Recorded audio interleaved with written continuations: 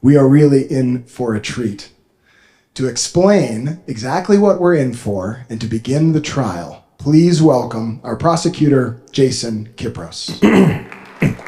Thank you. Hello. Thank you all so much and welcome. Thank you all so much for being here tonight.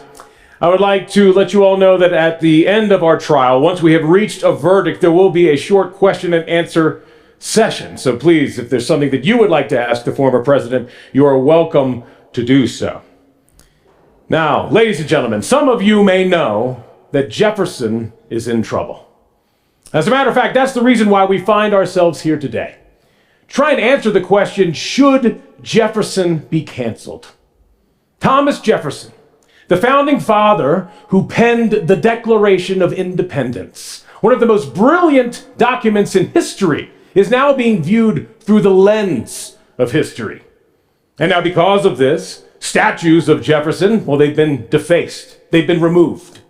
Schools bearing his name have changed their name to something other than Jefferson. There's even been talk of demolishing the Jefferson Memorial. It's true. Now, my job here tonight is to play the part of the the prosecutor. I'll be the prosecutor. Now, in preparation for today's trial, I have compiled my notes by looking through history books, perusing the many writings of Jefferson, and watching lots and lots of reruns of Matlock and Columbo. That Peter Falk, man, that guy's cool, isn't he? Just one more question, man, one more question. Now, you may not know this, ladies and gentlemen, but you here right now, you are the jury, okay? And I will be asking questions of Mr. Jefferson, and some of the answers, they may shock you. You may even find them disturbing. But I will ask you all that throughout these proceedings, I want you to express your reactions vocally. So if you want to laugh and clap, I want you to laugh and clap. If you want to boo and hiss, I want you to boo and hiss. As a matter of fact, why don't we just go ahead and try that right now? Can we laugh and why don't we clap and cheer? Can we clap and cheer? Wonderful. And now, oh, you're up. Okay, how about a boo and a hiss? Okay, there was a little bit more behind that.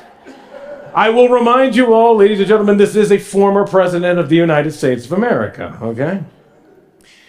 Now, ladies and gentlemen, as we all know, in America, everyone is considered innocent until proven guilty.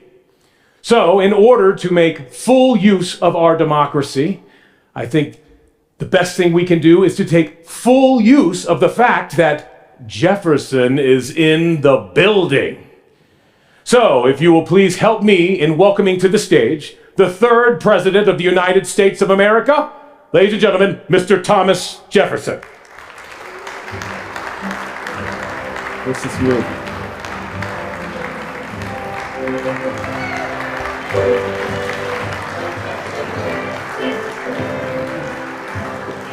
Okay, all right, let's cut the music, all right?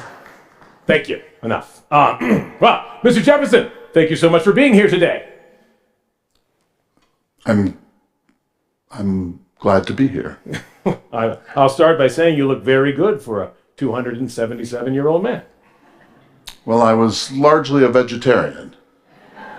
I did eat meat, of course, but I said that the meat was sauce to my vegetables and not the other way around. And I also made my own decalogue, my own 10 commandments late in life, and one of them was, no man ever regretted having eaten too little. Thank you. Yes, Mr. Jefferson, we have so much to get to tonight, but before we get into it, I would like to ask, sir, is there any particular way that I should refer to you? Should I refer to you as Mr. President, His Eminence, Sir Jefferson, or maybe Mr. T?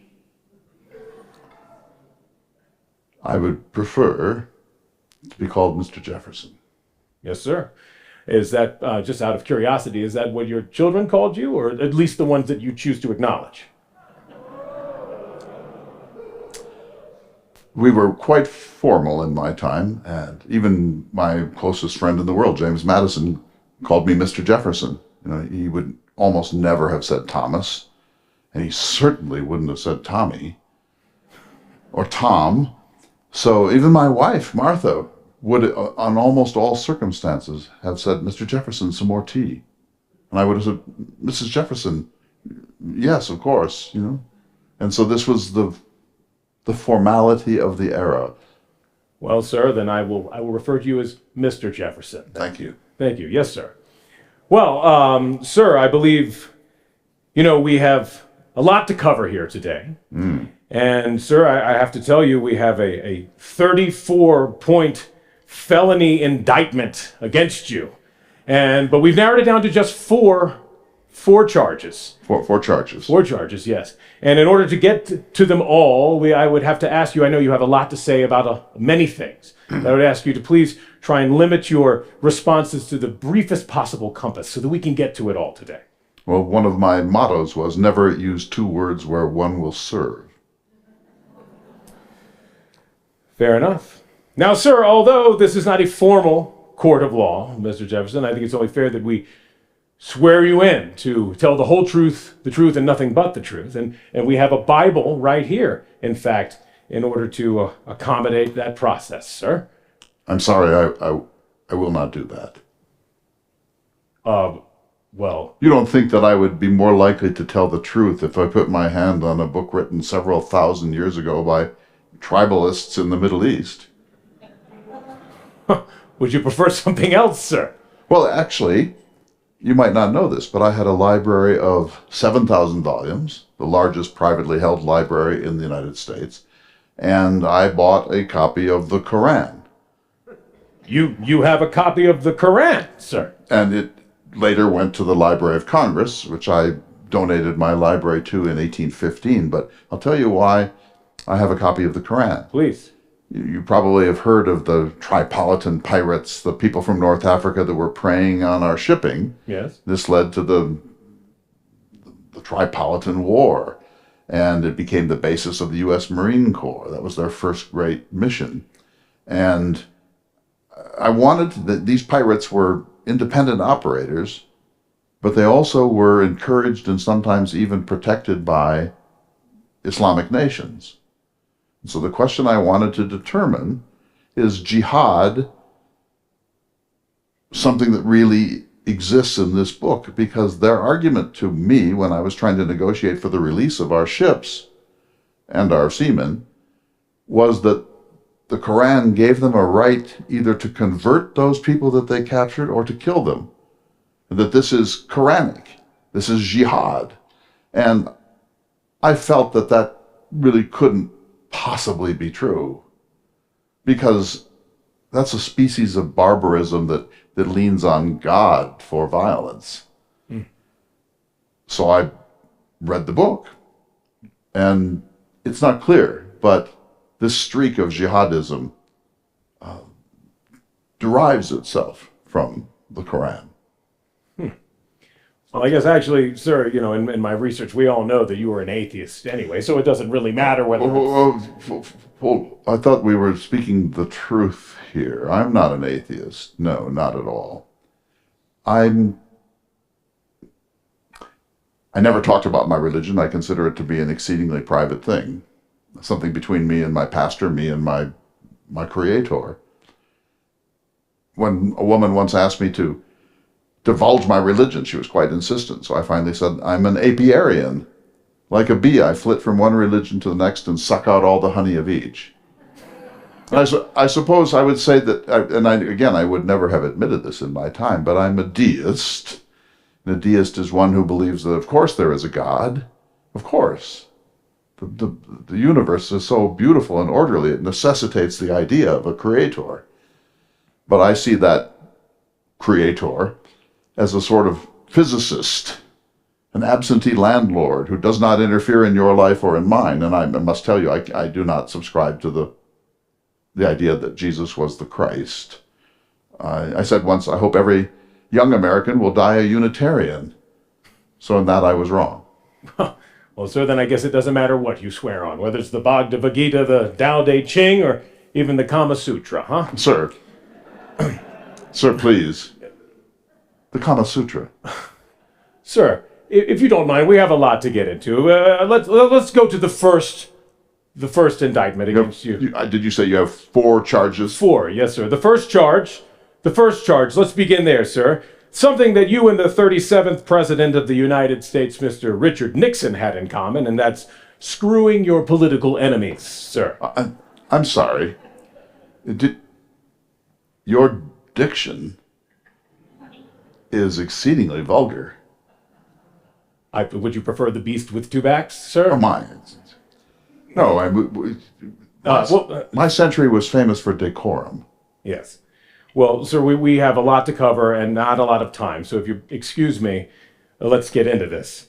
I'd like to start, sir, with your relationship with the Mr. James Callender, who's a Scottish immigrant turned journalist who was a bit of a muckraker at the time. We'd call him a troll. You kind of saddled yourself with Mr. Callender and encouraged him to write personal attacks on President Adams, including calling him a hermaphrodite, sir. Well, of course I did not encourage this Callender to do those things. He was a refugee from the law in Scotland, came to our shores, to the land of liberty, and set himself up as a writer in Philadelphia. I met him there. And he was a writer on the small r Republican side of the story. So he was an advocate of my own politics. And he was not at all in favor of the world of George Washington or John Adams or Alexander Hamilton. So he wrote against them. And it is true, I gave him $50 here and $50 there, but I regarded that as mere grocery money for his family. Well, at the time, $50 was more than just mere grocery money now, wasn't it, sir? If you're suggesting that by giving him cash settlements that I was encouraging his attacks on the Adams administration, that is simply not so. I did hope, however, that he would clarify the policies of the Federalists. Well, and while you were having him do this, sir, you were Mr. Adams' vice president, were you not? Yes, by a quirk of the Electoral College. I don't know if you know this, but when the Constitution was written, and I was not one of its authors, the Founding Fathers did not differentiate between the ticketing for the vice president and the president. So whoever got the largest number of electoral votes was president, and whoever got the second largest number was vice president, irrespective of any party affiliations they might have. So in 1796, John Adams became the second president of the United States, but I had been put up by my friends in Virginia and so on. I did not want that job. No one would want to follow Washington. I mean, poor Adams, to follow the greatest American, and Adams was less than that, let's say. So I did not want to be president in 1796. I really didn't even want to be president in 1800. But my point is that the Electoral College could not differentiate. And since I got the second largest number of electoral votes, I became vice president. And Adams and I were old friends, but we disagreed about almost everything. And you employed Mr. Callender to help further... grocery money. Grocery money, Yes, sorry. yes, Yeah. grocery. And this grocery money, is the grocery money that you're referring to the money that you gave to Mr. Callender when he was imprisoned during the Sedition Act of 1798 for the slander that he was writing about Adams? Well, first of all, the Alien and Sedition laws were passed in 1798 during an undeclared naval war with France. This was known as the Quasi-War. And the Adams administration overreacted to this, and they passed some laws that were worthy of the 9th and 10th centuries. And one of them was the Sedition Law, and I'm not exaggerating. It said that you could be jailed for writing anything that could be construed as critical of the administration of the United States.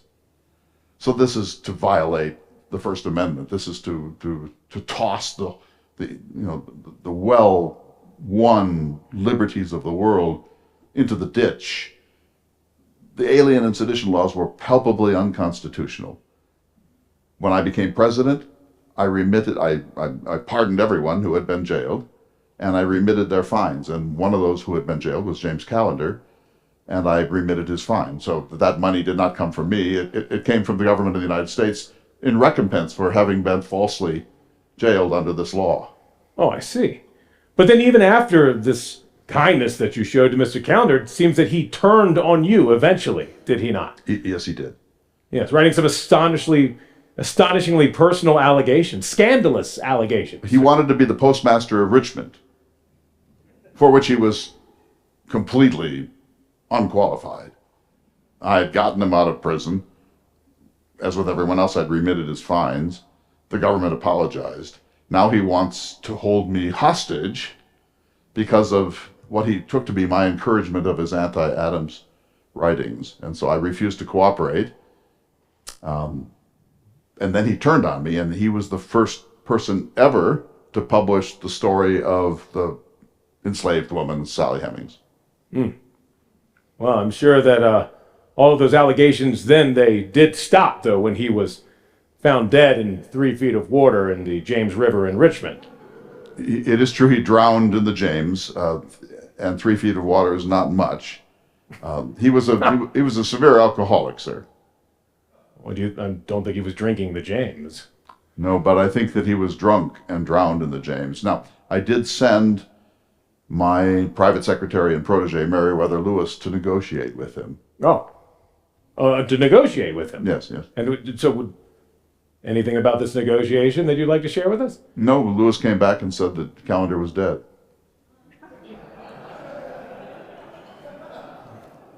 Well, sir, let's move on, shall we? Your greatest enemy was Alexander Hamilton, sir. Yes, Alexander Hamilton is a natural genius. He's what I would call a natural aristocrat, born in obscurity in the Caribbean. And by the sheer force of his talents, his skills, his parts, as we said, he rose to be one of the most important people in American history. He was a hero in the war. He was an aide-de-camp to General Washington. He distinguished himself at Yorktown. Then he became President Washington's aide-de-camp and also, in a sense, his prime minister. This is a man of extraordinary talent. He would have been a wonderful prime minister of England, but he was not a good American. Perhaps is that why your very own Vice President Aaron Burr shot and killed him in a duel, sir? I had, of course, nothing to do with that. The two of them, Burr and Hamilton, both lived in New York, and they were both exceedingly ambitious men. And they were of opposite political persuasions. And it became clear at some point that New York wasn't large enough for their two massive egos. And they crossed metaphoric swords many times. And finally, in 1804, Hamilton, in his cups in Albany, said something of Burr that was so personally despicable, just beyond the pale of anything you could say about a person, that Burr now felt that he had to challenge Hamilton. And it ratcheted back and forth. This is what's known as an affair of honor. And finally, the negotiators couldn't settle it, and they met on the dueling grounds in Weehawken, New Jersey, on the morning in July of 1804. And unfortunately, Hamilton threw away his fire. That gentlemen sometimes do. But Burr shot to kill and did mortally wound Colonel Hamilton. Burr shot his shot, so to speak, I guess.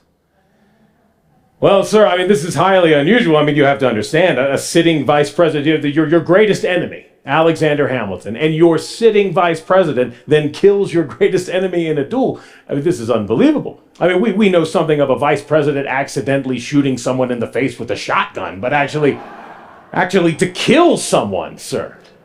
So Burr was my vice president, it's true. We had already parted company. I was going to drop him from the second term.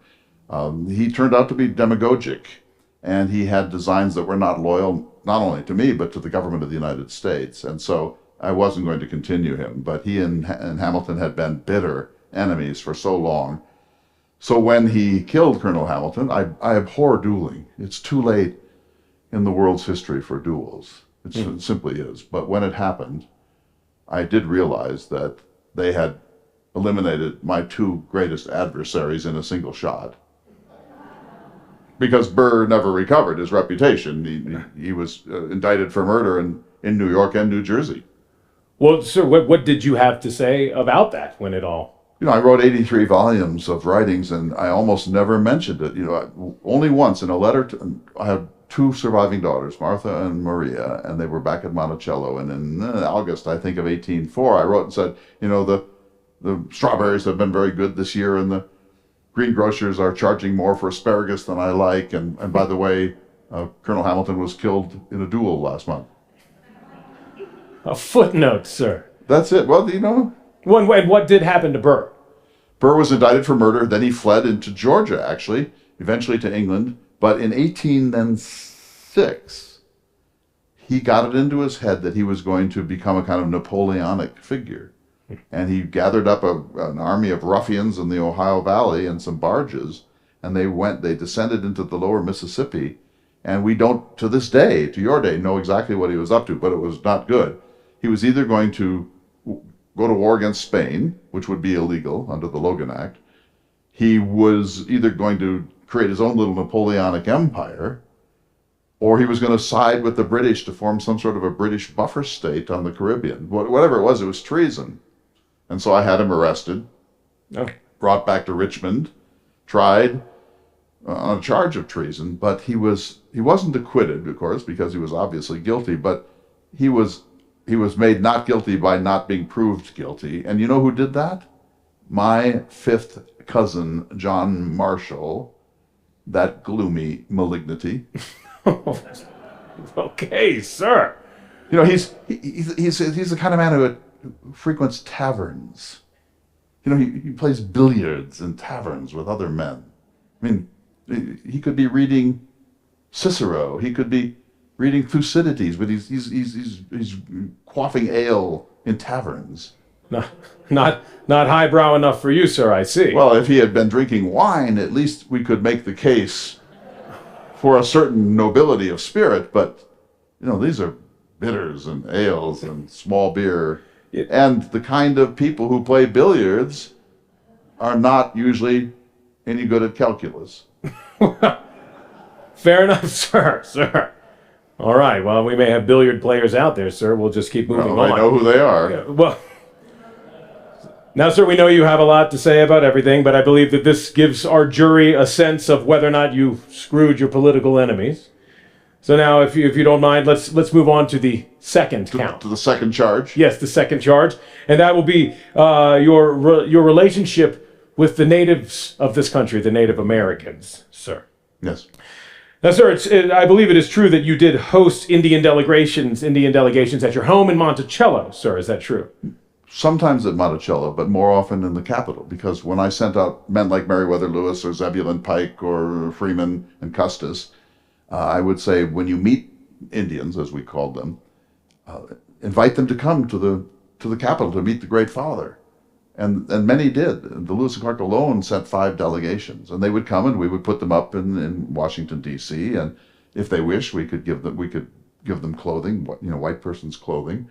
And then they would come to receptions at the White House, and I would greet them and then encourage them to go on to Philadelphia and Boston to see the immense wealth and the density of our population and the ingenuity of our manufacturing, so that they would not only realize that it would be a mistake to think they could really resist the westward movement, but also I thought they would want to join us. And when they saw what our civilization has been able to create and produce, they would say, we want that. I mean, take, for example, a kettle. Lewis and Clark gave Indian women kettles made of metal. Natives had no metallurgy. They had only domesticated the dog and some tribes the turkey. They didn't have a wheel. All except the Cherokee didn't have an alphabet. And they didn't have the capacity to refine metals, and so they were boiling their meat in the bladders, in the stomach of their buffalo. They would form a kind of a parfleche, and then boil water and put in the roast. Well, once you get a kettle, you're never going back to that bladder. When you have an axe, you're not going to be sharpening sticks, and so we had things that would make their lives dramatically better, and we wanted them to join us as the most extraordinary people in the world. Now, did you invite the Indian delegations to you because you never really did travel more than 75 miles from your home? You never really did see an Indian village with your very own eyes, did you, sir? No, but I have lieutenants who did, and of course I read deeply about this. Here's what's so interesting about natives. They live close to a state of nature. They have no jails. They have no judicial system. They have no written constitution. They have an enormous love of liberty. And they live in something like real harmony with each other and harmony with the earth. They're almost creatures out of Jean-Jacques Rousseau's world of the noble savage, by which he didn't mean barbarian, but noble dweller in the woods. And so when I saw this, I thought this was us 10,000 years ago. And we have something to learn about human dignity and liberty and even oratory from these people. And so I was fascinated, deeply. I collected Indian vocabularies. By the time I left the presidency, I had almost 50. Common words in English: husband, wife, birth, death, stars. And then we would have my explorers put in the native equivalencies. This is Enlightenment science, sir. This fascination that you had with them even led you to dig up some Indian burial grounds. Is that correct, sir? Yes, on the Rivanna River there was a burial mound. These mound builders were extremely intriguing to us, especially in the Ohio Valley, but even in Virginia. And so I wanted to know, what's in that mound.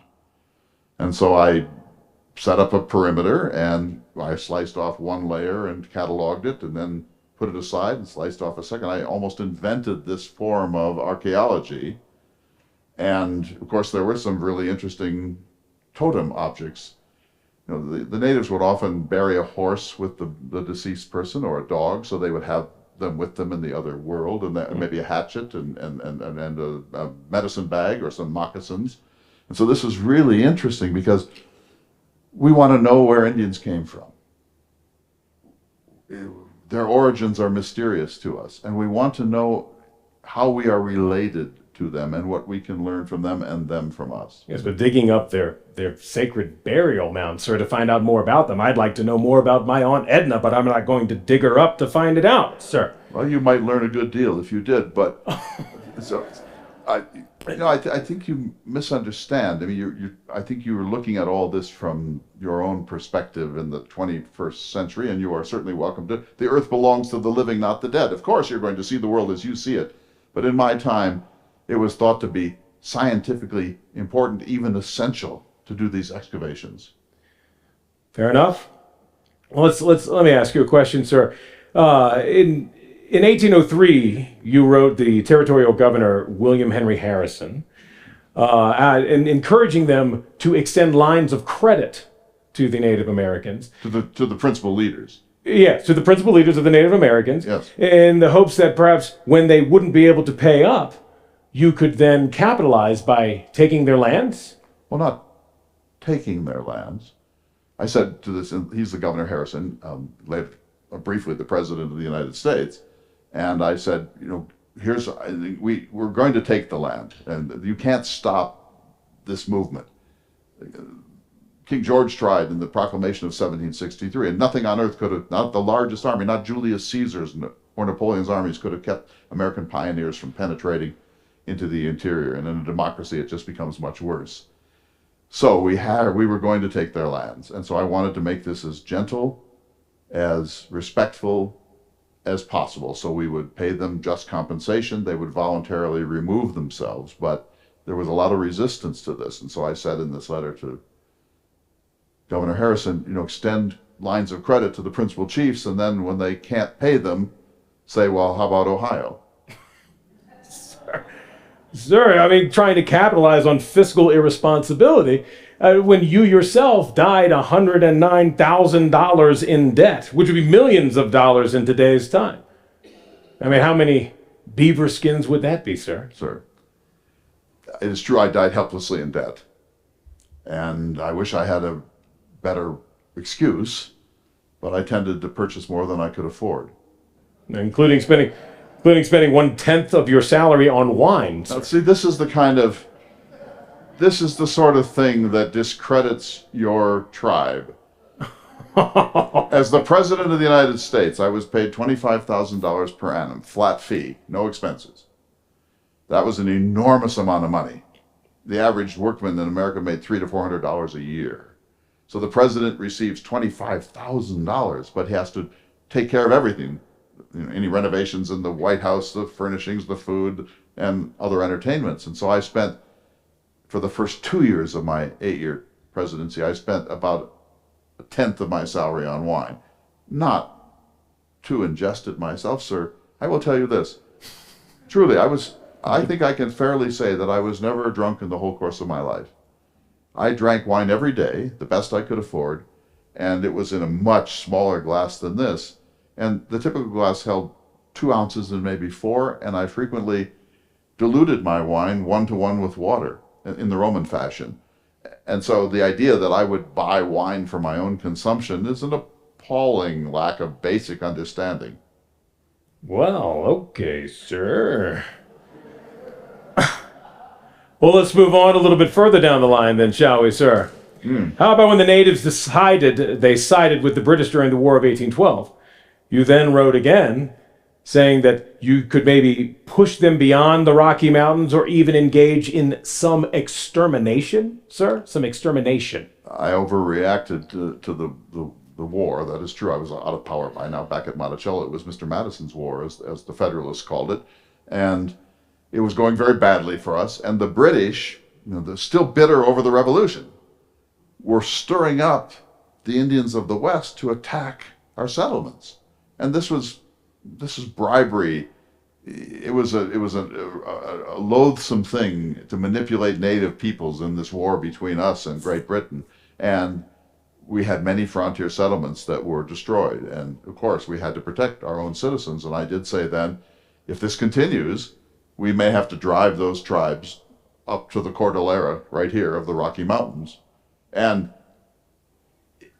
under certain very unlikely circumstances, some extermination would probably become inevitable. Extermination, though, sir, this word extermination. Today, when we think of the word extermination, we think of a pest or a bug or some sort of vermin. You're using this word against these natives. It sounds more like maybe a genocide, sir. Sure. Is that the word that would be better? Of course not. This is almost a situation out of Greek tragedy, because these people, the natives, the Shoshone, the Nez Perce, the Lakota, the Cheyenne, the Ojibwe, the Seneca, the Chickasaw, these hundreds and hundreds of tribes had been living here. This was their sovereign land. I attended to this in my second inaugural address and said they only wanted to be left undisturbed. They didn't ask Columbus to bump into the New World and all that followed, but we came. And the differential in power and technology and firepower between the two cultures was enormous. We had diseases like smallpox and measles that they had no immunity to, and this killed 10 times the number of Indians that any rifle ever did. So it's inevitable that this is going to happen. There's no way that this could have been avoided. It might have been lessened, but it could not have been avoided. And so the question is, can we do this with as much humanity and respect as is possible given the situation, which is that Daniel Boone was going to go through the Cumberland Gap irrespective of government. Just out of curiosity, sir, what sort of things would you say to these Indian delegations when they came to visit you? Well, they would come, and they didn't know a great deal of English, and we didn't have proper translators. So I wanted to keep it very basic. But I also was really enamored of Indian language and phraseology and metaphor. And so I would say things like this, welcoming the Lakota. We come from beyond the great stinking lake. The stinking lake, sir? Well, the Atlantic, they wouldn't know that term, but stinking lake, right? And I'd say, we would like to bury the hatchet. And I would say, we are as numerous as the blades of grass. You see those sort of wonderful Indian metaphors? Yes, I see how you're trying to speak to them as best you can, sir.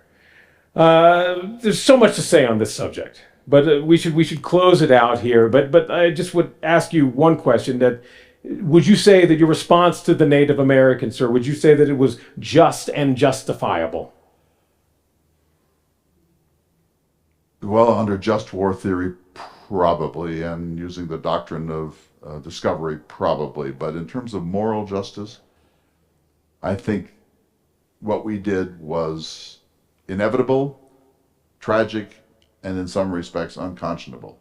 But if you have a plan for this not to have occurred, if you can consider another scenario after Jamestown and the Pilgrim colonies in Massachusetts, then I would like to hear that, because I don't think that anybody has ever been able to think of how this could have been much otherwise, sir. We lament it. Of course, the very values of America are that people are entitled to self-determination, and their sovereignty cannot be wantonly circumscribed. But, you know, you have frontiersmen with long rifles and land lust. So just and justifiable? Yes? No? Historically understandable. All right. Well, sir, let us move on. If you don't mind, we'll move on to our third count. Sir, in 1776, Abigail Adams wrote to her husband John a famous letter in which she said the following: I long to hear that you have declared an independency, and when you do, I hope that you will remember the ladies and treat us more justly than men have treated women in the past. Mr. Jefferson, it's now time for us to talk about your relationship with women in both private and public American life. Okay, and I will just, let me give you this, please, sir. You're just limited to the smallest things. This is a tricky area, sir, and I just don't think that speaking too much may be in your best interest in this particular instance. So let's just start, yes or no question, sir. You were married once, were you not? Yes, for 10 years. Yes. And now, is it true as well that before you were married as a young man, you were attempted to seduce your neighbor's wife, a Mr. John Walker, who had entrusted you with his farm and everyone in it while he was away on a diplomatic mission, and you decided to lay siege to his wife, Miss Betsy Walker, sir? Sir, I resent the implication of siege. Well, how would you define it, sir? Well, let me tell you what happened. Okay. I'm going to start at the end. So at a certain point, John Walker, in 1805, when I'm the president, has been coerced by Federalists into raising an issue with me. So he wrote me a letter. We had been childhood friends. We'd been married together. I was an executor of his estate and a friend to his family. And he sent me a letter saying, many, many years ago, you laid siege to my honorable wife, Elizabeth. I demand satisfaction. And so this is the beginning of what can lead to a duel. I'm not going to fight a duel. It's ridiculous. So then you have agents, like they're called seconds, and they're your negotiators, and they go back and forth like diplomats and try to figure out, is there a way to settle this without bloodshed? So John Walker's not going to be okay unless I acknowledge the transgression. I'm not going to be explicit about much. So then I finally, after many weeks of negotiation, I wrote the following two sentences. When young and single, to a third party, when young and single I offered love to a handsome lady, I regret its consequences. To a third, you wrote that to a third party, sir? Who then showed it to Mr. Walker. You didn't even look the man in the eyes and say this, did? No, you don't in these situations. Oh, no. This could have enraged either one of us. No, you don't in these situations. But here's the point. When young and single I offered love to a handsome lady, I regret its consequences. That was just enough for him to say, fair enough. Because here's what happened, and you can draw your own implications hereafter. And by the way, it's none of your business. I mean, it's certainly, is not every human being entitled to a large grant of privacy and sovereignty? But be that as it may, by saying that I was responsible, Yes. I took all of the blame on myself, and his biggest desire was to preserve his masculine honor so that I then was the culprit and his wife, Elizabeth, was entirely innocent. Nice. That's the story that we agreed upon. Judge for yourselves. Well, we will, sir. We certainly will. And what did Mr. Walker think about all this when it was all said and done? Well, in terms of the code duello, he was satisfied. In other words, okay, there's nothing more to fight about here. I'm sure he was never really very friendly to me thereafter. No, I can't imagine why. Now, sir, your wife, unfortunately, I know, died very young. At the age of 33. Yes, and on her deathbed, she did ask that you never remarry, sir. Is that true? the family tradition is that Martha, my wife, we had 10 years of uncheckered happiness. She gave birth to 6 children, 4 died in infancy. She died of complications of birthing her last child on the 6th of September, 1782. Mm-hmm. I had hovered near her bed, and it was clear for many months that she was dying. And when she did die, I fell into a swoon and had what you would call a nervous breakdown. And for months I was incapacitated by this. And my friends thought I might never recover. And I did write to a sister-in-law that if it weren't for my children, the idea of suicide had occurred to me.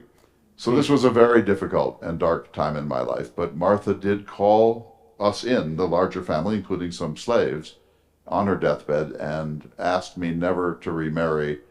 Why? Because she had suffered under the tyranny of a stepmother and wanted to spare my 2 surviving daughters that difficulty. Now, you did honor that. You never did remarry. I never did remarry, no. Yeah, just a few years later, 4 years later, in fact, in France, is it true that you had an extraordinary romance, I believe, sir, with one Maria Causeway? Yes, and may I tell you, these European women are, we are very proper women here.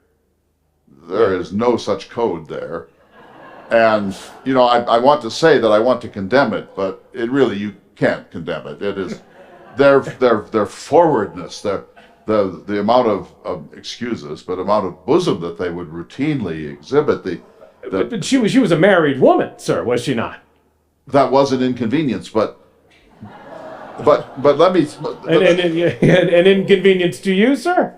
No, let me explain, sir. Yeah, please do. So We're all ears. Maria Causeway was an extraordinary woman with lavender eyes and blonde tresses, and she was small, and she was a composer, and she was a musician, and she was a painter, and she was a famous coquette. Coquette is the kind of woman who's trained to break men's hearts, and she had done a lot of that and loved it.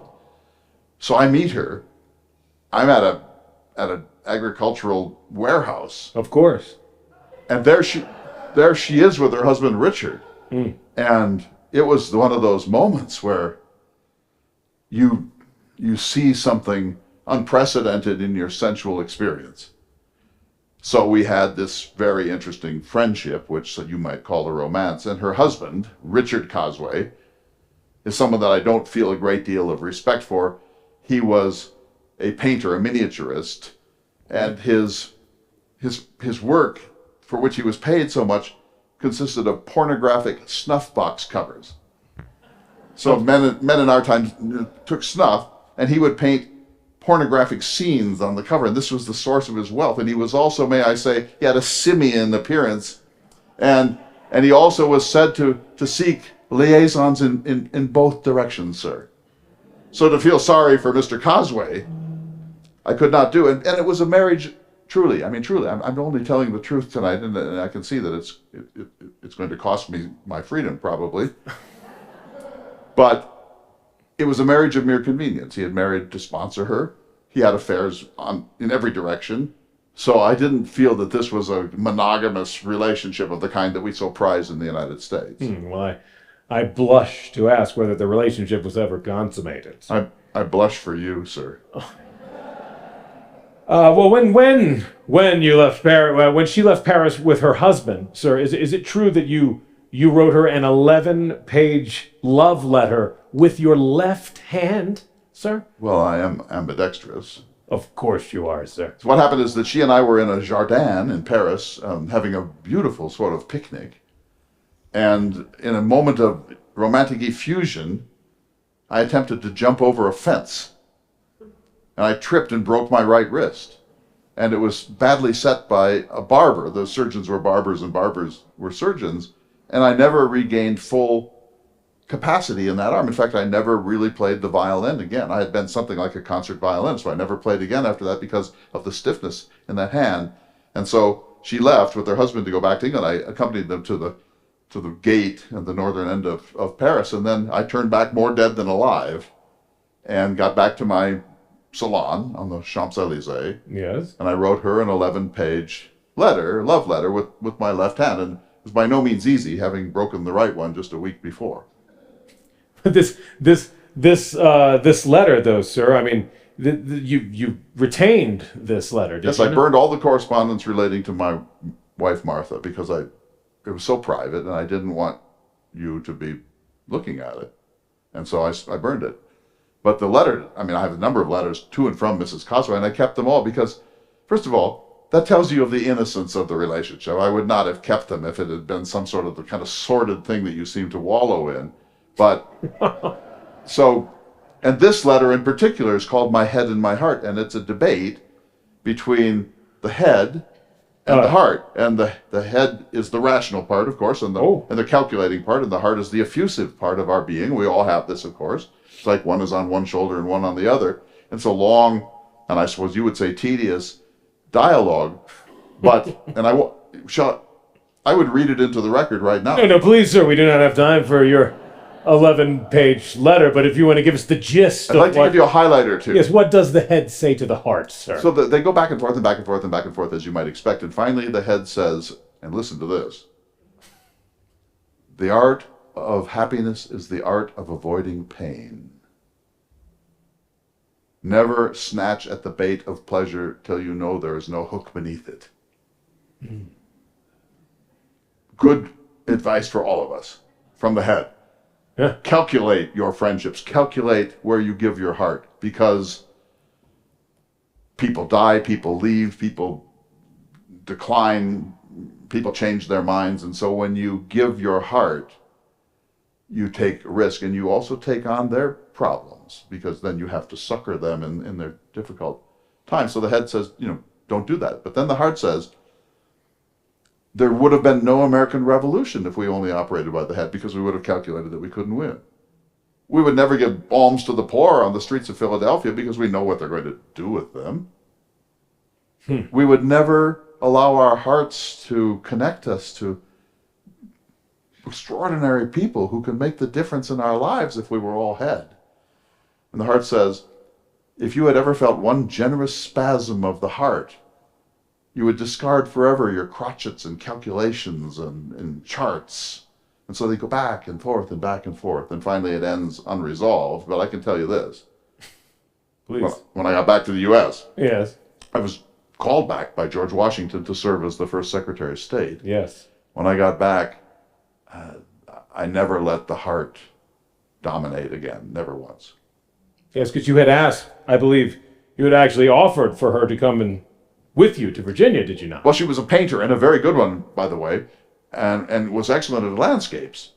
So I said, it's worth a trip across the Atlantic to paint the Natural Bridge in Virginia. I think you've seen it. I have, yes. It's worth a trip across the Atlantic to paint the confluence of the Potomac and the Shenandoah, Harper's Ferry. Harper's Ferry. And of course, it's worth a trip across the Atlantic to paint Niagara, which I assume you've seen. I have not seen Niagara, sir. That explains a good deal. So I kept saying you should come because you have this talent, and I'm trying to vindicate the new world to the skeptics of the old world for our sublimity and our wonders. So I said, come with your husband if necessary. If necessary. Yes, I don't think he would not have wanted to come. Yes, well, sir, I think that we'll have to leave that there. And just to say this much, that she did a year or two later write to say she was about to embark. Oh. And what I discovered, and I suppose some of you have too, is that what happens in Paris should probably stay there. Well, then we'll have to leave it right there, sir. We'll leave it right there. Thank you. Bless you for that. I don't know that anyone would call you a philanderer, sir, but I'm not sure anyone would call you a strict monogamist either, Mr. Jefferson. These portmanteau words mean nothing to me because I was the President of the United States. I mean, you don't owe me any respect for that. I'm just the first citizen drawn from the mass of citizens. But I don't talk about people's private lives. I've not asked you about your sexual history. It's of no consequence to me how you find your carnal pleasures, and it's no business of yours to inquire into mine. Yes, but sir, I'm not the one on trial here, sir. let's if you don't mind, let's move away from let's move more into the public realm here, shall we? And I believe it's quite true that you don't believe women should hold public office. In fact, you wrote that the tender breasts of women were not formed for political convulsion. I must ask, sir, what then are the tender breasts formed for, sir?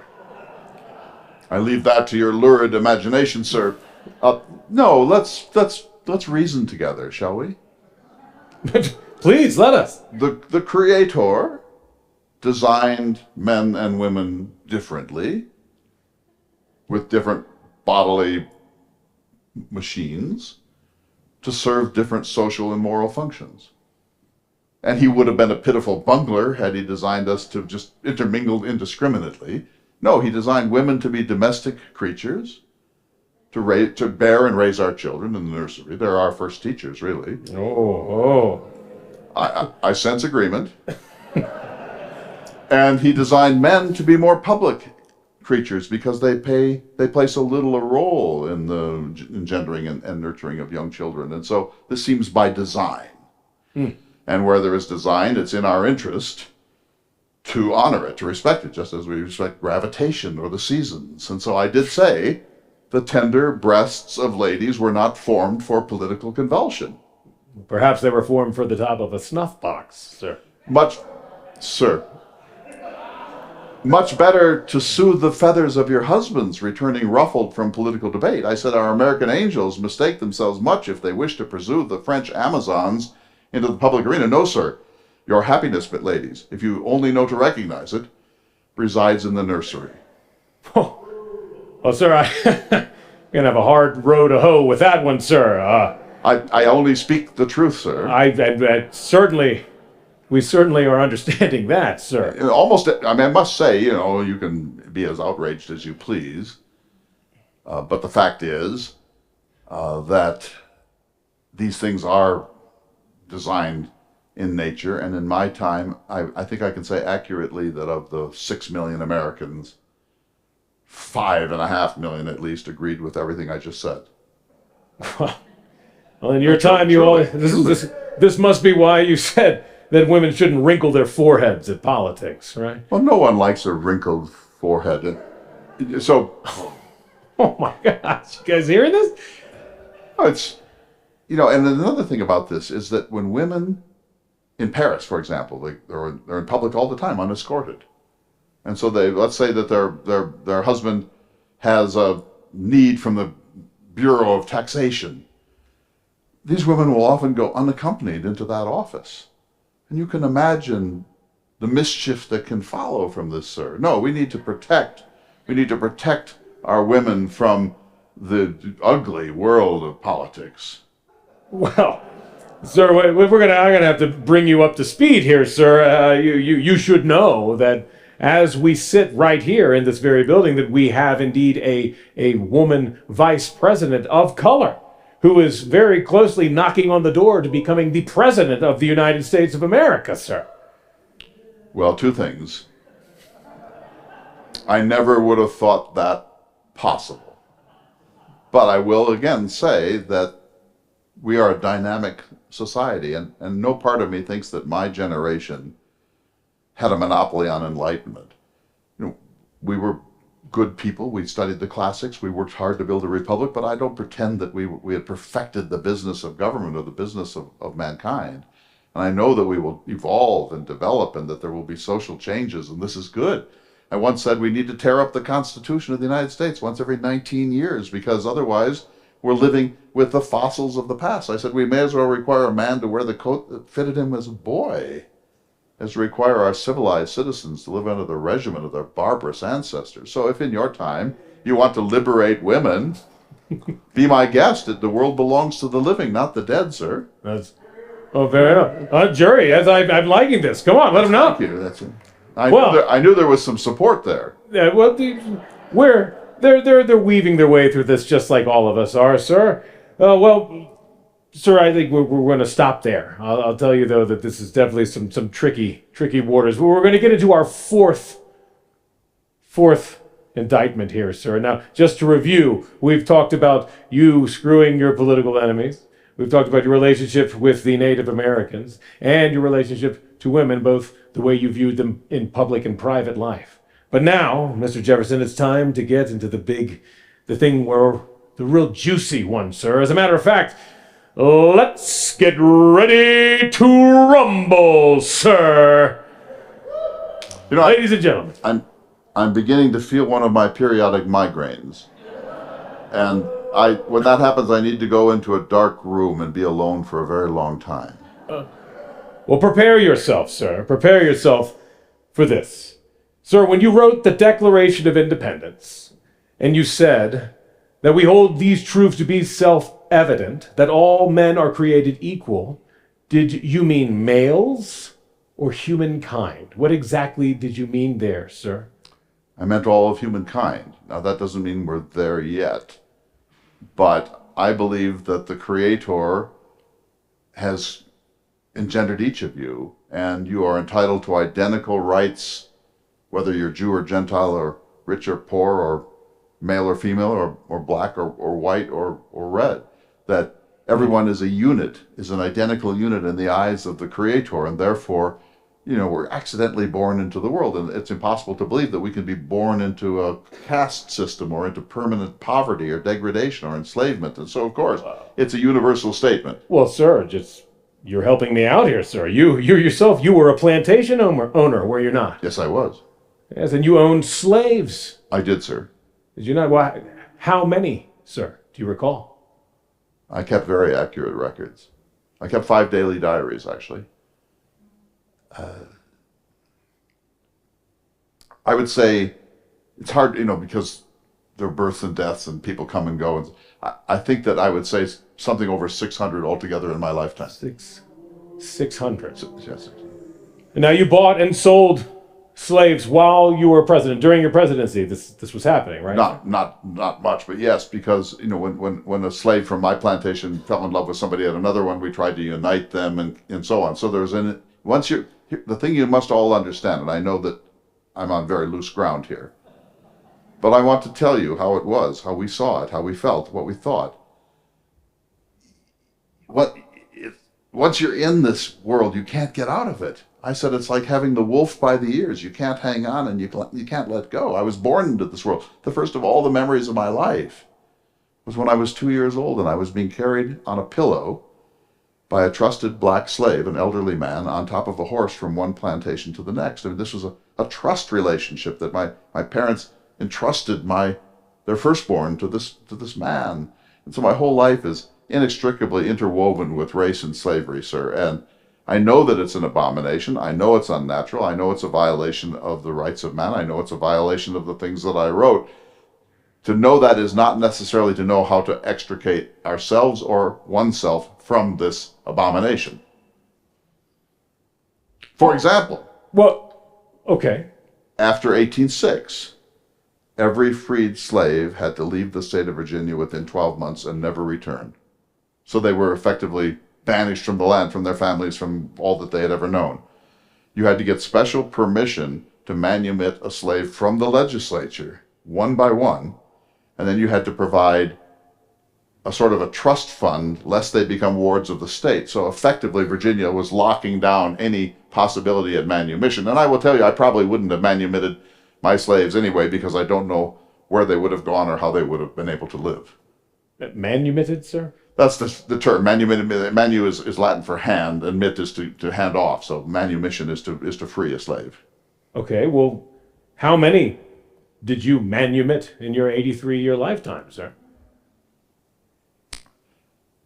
8. 8? 8, sir. 8. And it went like 8. Three during my lifetime and 5 at the time of my death in 1826. 8 out of 600, sir. Now I know you're a solid mathematician. Could you give me a percent on that? I would no more have released the mass of my unskilled field laborers into a world where they had no rights and no economic opportunities than you would leave a child in downtown Denver. I felt we had a trust relationship. however disgusting and loathsome the basis of it. And once you're in, you must regard this as an extended family, and you must strive to be as decent and humane as you possibly can. And I look forward to the time. And I will, of course, remind you that I proposed dozens of different pieces of legislation, including constitutional, that would have freed all of our Negro brethren either immediately or gradually. And every one of those proposed pieces of legislation was overwhelmingly defeated. I was frequently denounced as an enemy to Virginia. The only success that I ever had in the whole course of my life was in 1808, when, under provisions of the Constitution, it was possible now to outlaw the slave trade for the first time. And I put that to Congress, and they did. But it was too little and too late. Now we were entailed with a permanent race population and a permanent race problem. Well, just out of curiosity, once they were freed, where would they go? Well, that's the question. So a couple of things about that. First of all, I was one of the subscribers to the experimental states of Sierra Leone and Liberia, which were repatriation societies. You know, the capital of Liberia was Monrovia, after my protege James Monroe. So we thought, we've done this terrible thing, we'll free them, and we'll help them get back to Africa, where they will use what they learned here to liberate that continent. So that was one idea. Another, that turned out to be almost ruinously expensive to contemplate. But you wanted to free them and not live with them, though, sir. You wanted to send them away. Or to Cuba, or to Haiti, or possibly into the West, let's say Utah, not much going on there. And so, truly, so I thought, we'll send them maybe a homeland in the West. But I will tell you, and as a matter of candor, I could not, with any equanimity, contemplate a biracial republic. I just couldn't. I thought that former slaves would always resent us, and should, and I felt that former masters would always fear reprisal, and that race tension would be the inevitable and long-term legacy of this institution. But you have to understand, sir, that this is what we have so much trouble with, right? You wrote these words, the Declaration of Independence. You yourself said that, how could someone's all the pursuit of liberty and happiness should be for everyone, not based on a birthright. No question. And then there they are. So this is what we have such a hard time trying to figure out for ourselves, sir. Or we don't like that Washington did it. We don't like that Adams did it. No. Adams did not own slaves. He might have been the hermaphrodite that we're told about, but he did not own slaves. So many of your time did. No, Madison, Monroe, the worthies of the Revolution from Virginia were all of us slaveholders. John Marshall, the Chief Justice of the Supreme Court, and the great Washington owned vastly more slaves than I ever did. It's the fact that you owned them, sir, that you wrote those letters. That's the thing that we have such a hard time with, sir. I hear you, and I regard you as correct. And if this means that I cannot be taken seriously by some of you or all of you in your time, I accept that, because no part of me didn't understand that slavery is an appalling violation of human right.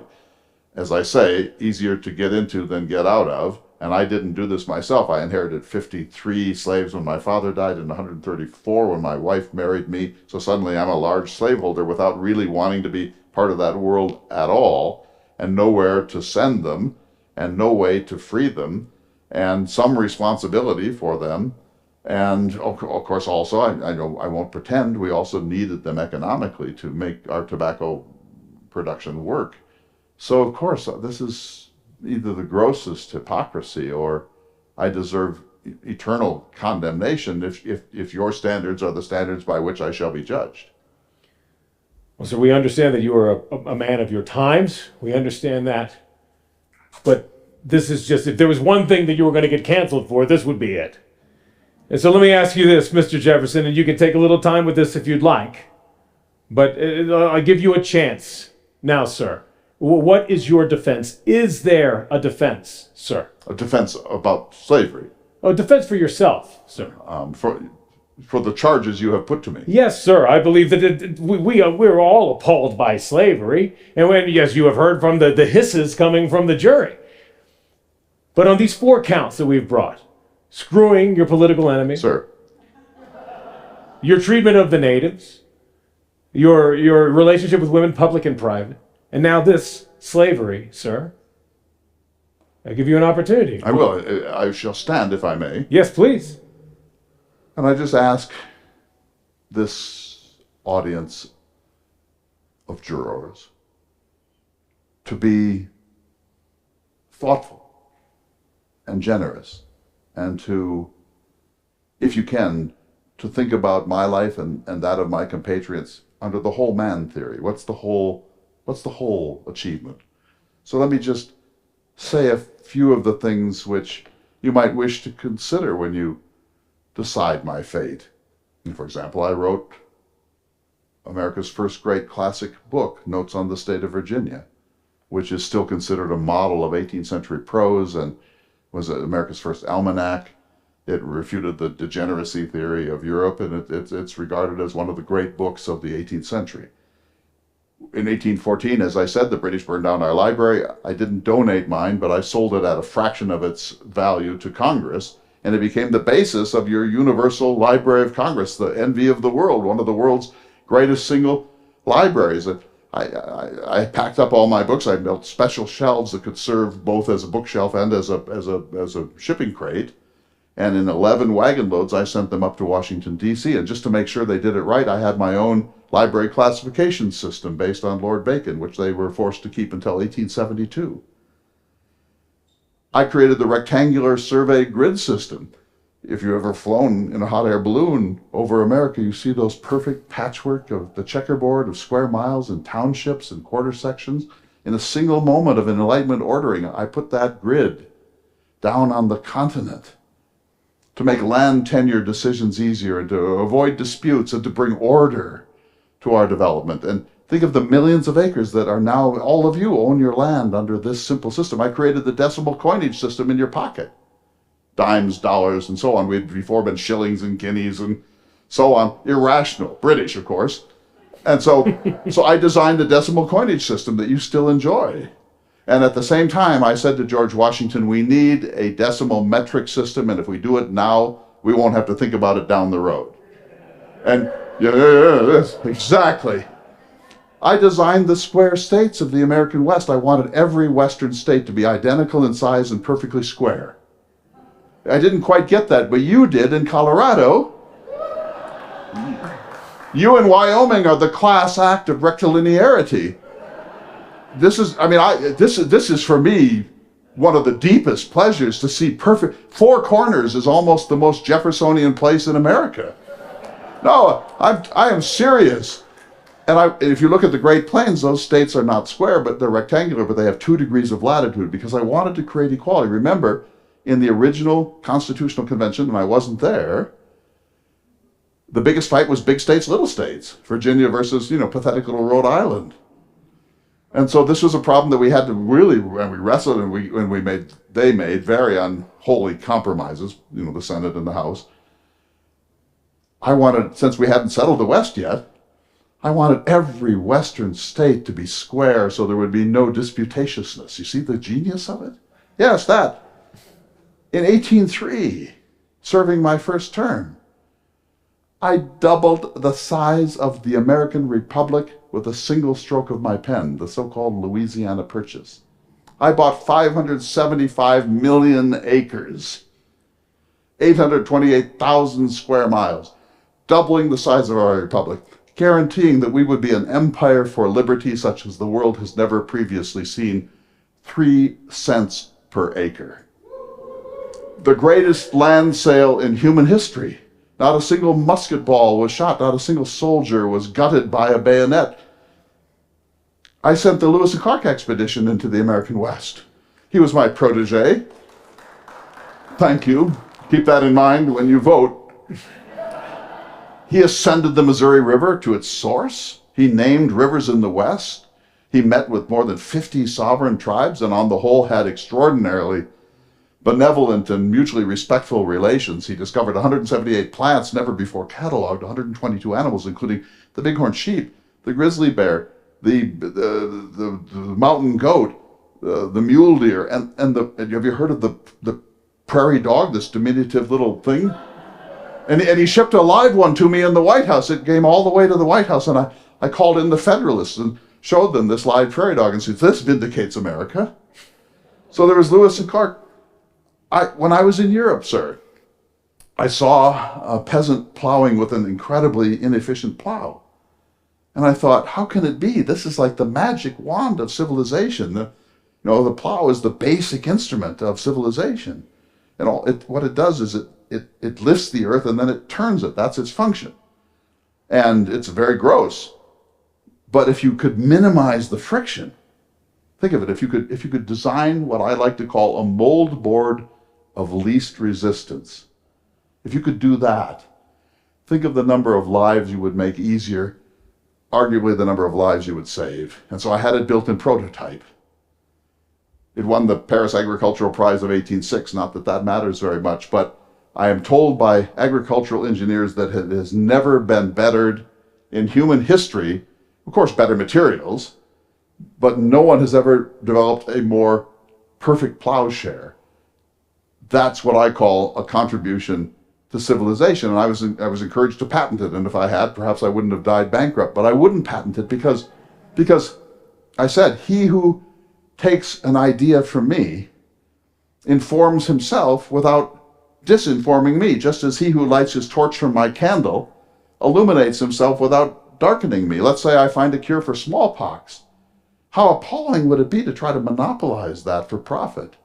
And so I offered this freely to the world. And you know how I built it? I was one of the first Americans to know calculus, because fluxions, as they were then called, had just been discovered simultaneously by Newton and by Leibniz. I wrote a manual of senatorial procedure that is still used in the United States Senate.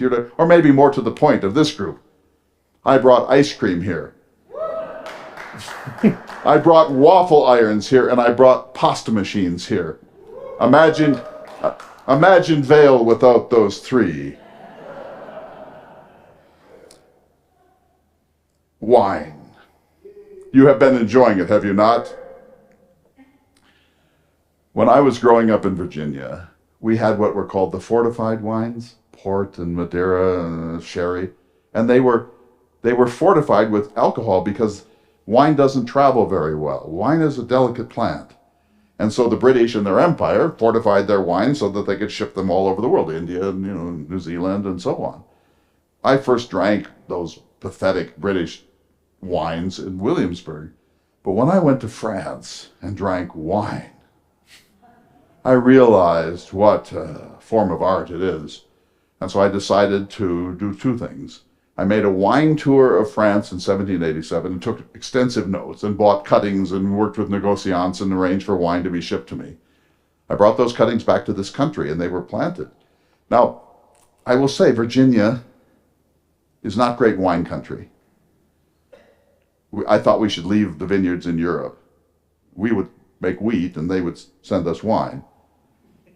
But if once you have drunk Bordeaux, sir, Chateau Tremoulet, once you have drunk true wine, you can never settle for anything else. And so I went to Bordeaux on that trip, and I was there for a couple of days, and I thought, there must be some way to organize this, because I had a rage for order, second to none. And I developed a 5-point classification system, which was adopted in the 1850s by Bordeaux because they said it couldn't be improved upon. You owe tonight's wine pleasure to me. Yes. Sir, I was the governor of Virginia. I was a member of the Virginia House of Delegates. I was a member of the U.S. Continental Congress. I was the U.S. ambassador to France. I was the Secretary of State. I was the Vice President of the United States, and twice I was the President. I was the President of the American Philosophical Society. I was the first great national architect in America. My two houses, Monticello and Poplar Forest, are regarded as some of the finest private dwellings in the United States. I was our first paleontologist, and I gave papers to the American Philosophical Society on a creature, the giant sloth, which is now known as the Megalonyx jeffersoni, in my honor. I wrote an Anglo-Saxon grammar, sir. I laid out the grid of Washington, D.C. and helped to locate it. And, of course, I built the University of Virginia. I was the father of the University of Virginia, which is regarded worldwide as one of the top 10 institutions in the English-speaking world, and its architecture is unchallengeable anywhere, and it was all my work.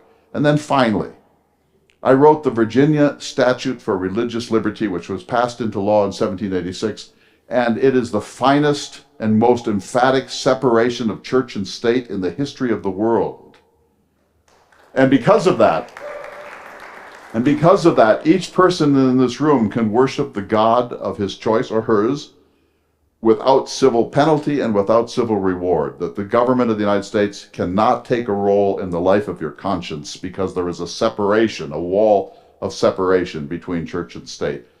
I gave you that. Imagine the United States with the persecutory wars that have rocked the rest of the world and are rocking some of it as we speak. And then finally, sir, I wrote what I would regard modestly as the 35 most important words in the English language. We hold these truths to be self-evident, that all men are created equal, that they are endowed by their Creator with certain unalienable rights, that among these are life, liberty, and the pursuit of happiness. Imagine American and world history without those words. That's my defense. Well,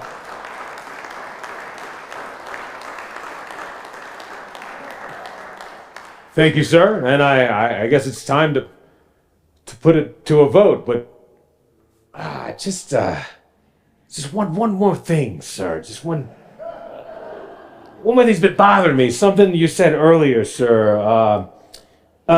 Sally Hemings, sir. So, I'm sorry, who? Sally Hemings, sir? Well, look at the time.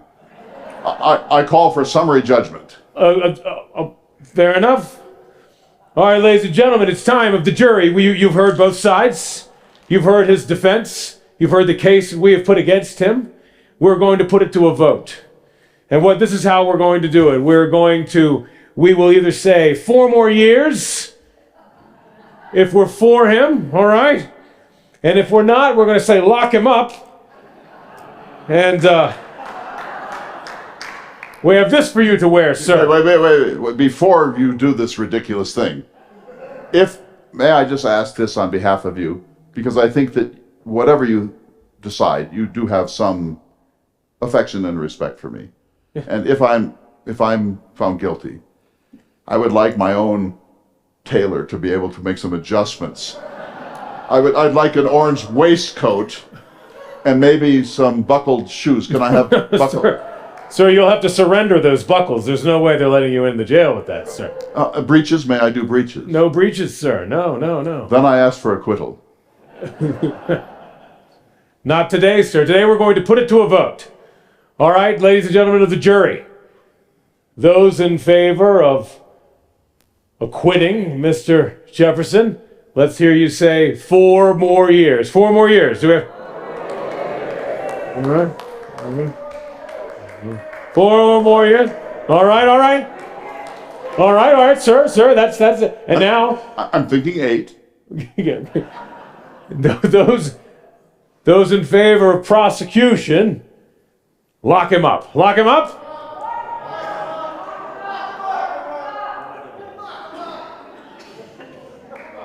I sense acquittal. Yes, well, sir, it looks that you have maybe narrowly escaped it in this particular instance. And I thank you for your time here, sir, and thank you for your time. Thank you for coming all the way to us. You're having wasted tax monies and our time. Perhaps now we can go to the actual sovereign and see if they have any questions on any subject whatsoever, sir. Sure, let's do that. We'll turn it over to James here. James, if you would like to canvass the audience for questions. Before we do that, ladies and gentlemen, Thomas Jefferson and Jason Kypros. Thank you. Thank you. Not. Thank you.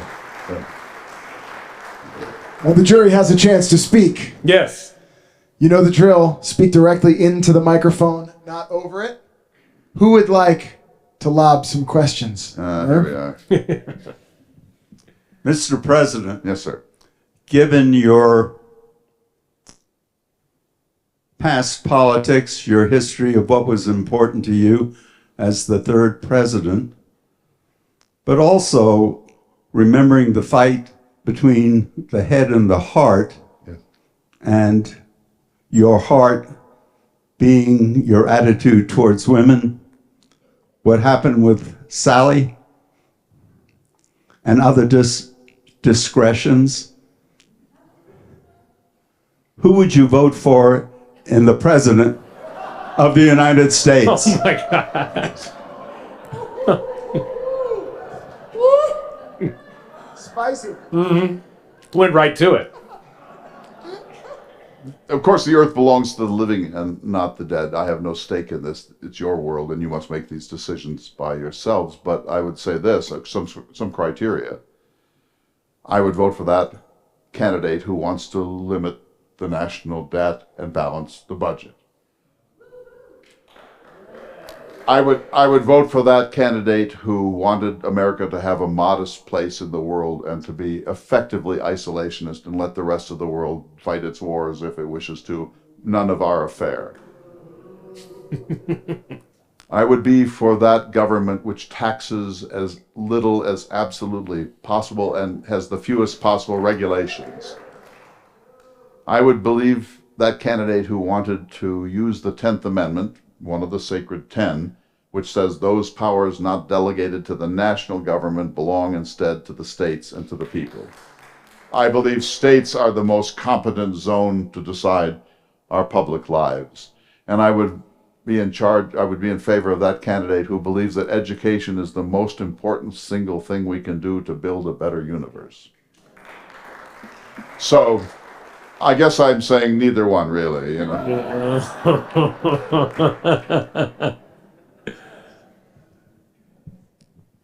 I've always been impressed by the eruditeness of the founding fathers. It's a great distance from what we see in politicians today. Do you see any hope that with the kind of people that are running the country, compared to the people that started the country, that we have any hope? Well, that's a complicated question. I hope you all heard it. You know, we were very erudite, very well educated indeed, and your political elites are mostly not. And does this matter? Well, I'd say this, that education is not the be-all and the end-all. George Washington was very lightly educated.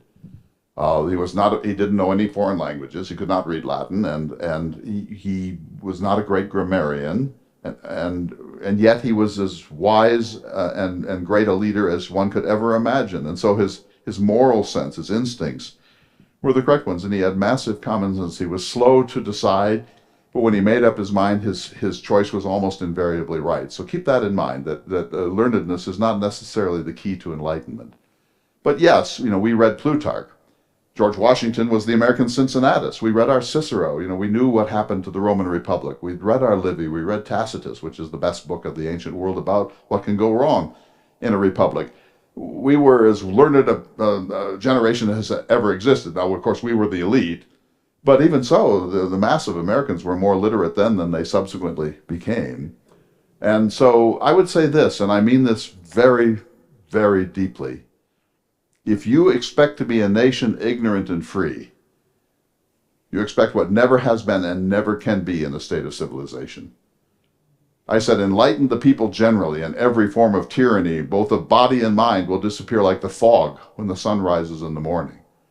And I think you are testing, truly, not necessarily in this valley, but you are testing that proposition. An ignorant nation that does not know what is at stake cannot possibly govern itself, and that makes it ripe for manipulation by the Hamiltonians or by demagogues. And so, yes, learning is important. I knew 7 languages, 3 ancient and 4 modern. I wrote 25,000 letters. My collected works are 83 volumes. I read indefatigably. I had the largest library of any private citizen, and I think that made a difference, but I don't think that's the only way to be a leader. And I think that would be anti-democratic, because someone in a wigwam or a hovel might turn out to be an extraordinary human being in public life. And I wrote a key letter to John Adams about this, trying to differentiate between pseudo-aristocrats, people born into wealth and privilege, and then natural aristocrats, people that we want to honor by way of their merit. Hamilton was such a person, corrupt, but such a person. And so I don't think there's any one single model of leadership, but I think you are a radically undereducated people and a radically undereducated leadership class, and I think it shows. Mr. Jefferson, a follow-up to that answer. Did you have any innovative programs for young African slaves, children on your plantation to prepare them for future opportunities? So yes, the question is and I sense some criticism in it, but that's fine. What did I do for the children of my slaves? So this is a complicated question. There are really three types of slaves, and this has nothing to do with merit. There are unskilled field laborers, and that's the great majority, and they have very limited skills. They do the work of the gardening, of the tobacco plantation. Then you have artisans, and I did teach them, craftsmen, joiners, wheelwrights, bricklayers, carpenters, workers in iron. And so I had a quite strong cadre of enslaved men and women who had these skills, and they didn't just get them. They had to be taught them by other slaves or by overseers or itinerant lecturers and so on. And then there was a third smaller group of household slaves who essentially had the same role here as servants would do in England. And they dressed better and they had better living quarters and so on. So there are three types of slaves. And of course we taught the field laborers to do the things that they did. And we would not have wanted them to be literate. We taught the craftsmen their skills, and many of them were literate. And I often wrote letters to my craftsmen at Poplar Forest or back and forth, asking them to make adjustments in their carpentry or the furniture building.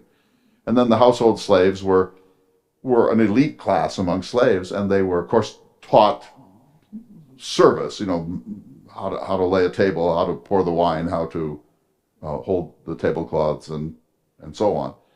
And so they really had status of servants, except that they were not free to come and go. But if you're saying, why didn't I do more, I would not have ventured in that way unless I were prepared to free them at that time. Yes, sir. I'm curious and puzzled by Adams and the Sedition Act. As I recall, Adams was a primary, if not the primary, author of the Massachusetts Constitution, which the U.S. Constitution was largely based upon. I don't know if that Constitution had any equivalent of the Bill of Rights, but it seems so counter to the thinking of the Constitution, the Sedition Act. I wonder if in your later years, when you were correspondents, whether you discussed his thinking on this and understood how he could be for such legislation. So I'll answer this question in two parts. It's a fascinating question, and I have a good deal to say about it. So we were fighting an undeclared naval war with France. This was the hostility of when the French Revolution turned sour, and they were boarding our ships and impressing our sailors and stealing our cargo and sinking ships, and it was an undeclared naval war. And Adams was president, and his Federalist Congress overreacted, as one tends to do. That's why we have separation of powers and checks and balances, but they overreacted and passed the Alien, Naturalization, and Sedition laws. And the Naturalization law changed the amount of time you had to be here to become a citizen from 4 years to 14, half a lifetime. The Alien Act, and I'm not exaggerating any of this, allowed the administration, the president, to expel from this country any foreign-born person he regarded as a security risk. And the Sedition law, as I said, made it illegal to criticize the government of the United States, even in the most mild-mannered way. If someone wrote in the Boston Gazette that John Adams was a ninny, that person might go to prison, truly. And so these were laws worthy of the 9th or 10th century, palpable violations of the Bill of Rights. But Adams was not in favor of them. His wife more than he. But he signed reluctantly. because he knew he knew that this was an overreaction. And so when I became president, that some of that had been sunsetted, but we washed away the rest of it. So I don't really think that it's fair to blame Adams for this. He did not draft any of this. But let me just say a word about John Adams. I think we're just about out of time, but let me say a word about it. And maybe one more question, because there's an urgent one, and possibly friendly. Adams and I were part of the Band of Brothers. I mean, we were the Argonauts in 1776. He's the one who made me write the Declaration of Independence. He came and said, "You must write this document." And he was 8 years older, and he was extraordinarily more important, truly, in the revolution than I was. If I had never been born, things would be roughly the same. I take no particular pride in my own achievements. Truly. I don't think that being the president of the United States, I regarded it in a sense as jury duty. You do it because you believe in the civics world. Anyway, so we were very close. And then the French Revolution came and we began to diverge. He saw it as a nightmare, pandemonium, and I saw it as a necessary bloodletting, that after millennia of crushing the poor, when they finally had had enough, they're not going to do it by way of petition. And when Lafayette wrote to me a whining letter about the terror, and he had been victimized by it, I said, in a stern reply, "Did you expect to be transported from despotism to utopia on a feather bed?" So then Adams thought that was irresponsible. And I also said the tree of liberty must be refreshed from time to time with the blood of patriots and tyrants. That is its natural manure. And for Adams, this is just like irresponsible talk. So we began to sort of doubt each other a little bit. And then I supplanted him as president, and he took it personally. But it wasn't personal. When I discovered that I had won, I didn't want to be president, but I knew I had to be, or someone of my political stamp. Otherwise, the Federalists were just going to turn it into yet another European sort of country. So I stood reluctantly in 1800, and when it was clear that I had won in December, I went to see him. He was the first president to live in the White House for about 6 months. And I think there were 23 fireplaces, and the plaster was still wet, and she hung her laundry in the East Room, and it was a house in potentia. I'm sure that you who have built houses here know what that can be like. And so I went to see him because we're old dear friends. And when I walked into the room, he's in his desk, and he banged his hand down. He said, "Mr. Jefferson, you have put me out." And I went over to him, and I took his hand in both of mine, and I said the sincerest thing that I ever said. I said, "Sir, this is not a contest between us. If you and I died in our sleep tonight, by this time tomorrow, 2 others would be put forward to represent the few and the many, and northern interests versus agrarian interests. And we're in some sense figureheads of this, and the friendship which has now existed between us for 30 years must not be destroyed by this artificial contest." Well, he mumbled some kind of agreement, but I knew he didn't agree.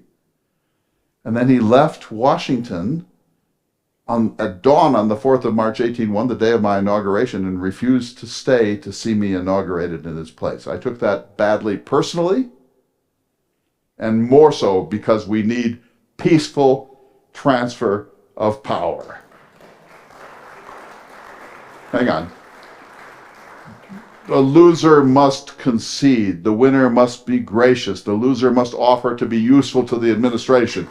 The whole, I'm not talking about anything outside of my own time here. There must be peaceful transfer of power for a republic to operate. And when that begins to break down, you can promise yourself that your republic is in deep and grave trouble. And I could not be more serious about this. So he left, and I thought that was rude. And then we never saw each other again from March 2nd, 1801 until we simultaneously died on the 4th of July, 1826. But in 1812, a mutual friend, Dr. Benjamin Rush, adopted a campaign to make us make up. He wrote to each one of us, you should make up, you should write the first letter, and we both resisted because there was a lot of bitterness. And then finally, he convinced us by writing to each one of us saying that the other one was ready for reconciliation. So on the first day of January 1812, John Adams wrote me a stiff little note. And I read it, and I was really cautious. And I wrote back a stiff reply. And then he wrote a more friendly note, and I replied. And then the sluice gates of our ancient affection opened, and for the next 14 years, we exchanged 144 letters, and they're regarded as amongst the greatest correspondence in presidential history. And he said, and I'll just stop, I could say so much more about this because I urge you to read those letters. There's a good edition by Lester Capon. But in about his fifth letter, Adams said the finest thing that was ever put to me. He said, "My friend, we must not die until we have explained ourselves to each other." Imagine if two antagonists said that in your time. "My friend, we must not die until we have explained ourselves to each other." And do you know what? It lengthened our lives. I'm sorry. Ladies and gentlemen, the third president of the United States, Thomas Jefferson. Our prosecutor this evening is Jason Kypros. Thank you. So, President, I would invite you to remove your facade. Would you like to re-become Clay Jenkinson for a closing statement? not particularly, but I will. So just a couple of things. Now that I've been acquitted, before I break character, I'm going to countersue you, and I think there are handcuffs there, sir. Yeah. For ruffianism and vulgarity and abuse of the English language. So at this point, I'm going to remove my wig. Yeah, it's disgusting, isn't it? That's all I will remove, of course. But I will now become, humanities scholar Clay Jenkinson, and I just want to say a couple of things. First, thank you, Jason. I mean, Jason is based in Norfolk, Virginia. He's a stand-up comedian and a script writer and a screenplay writer and a director. And sir, Very close to that. and this is our second time we've done this. We're going to do it more. And I'll just say this much about it. I know it's a little unsettling to hear this sort of thing, isn't it? Native Americans. I don't think the question of women is as unsettling because it's so absurd what he has to say. It's just patently stupid, and so I don't think it's as offensive.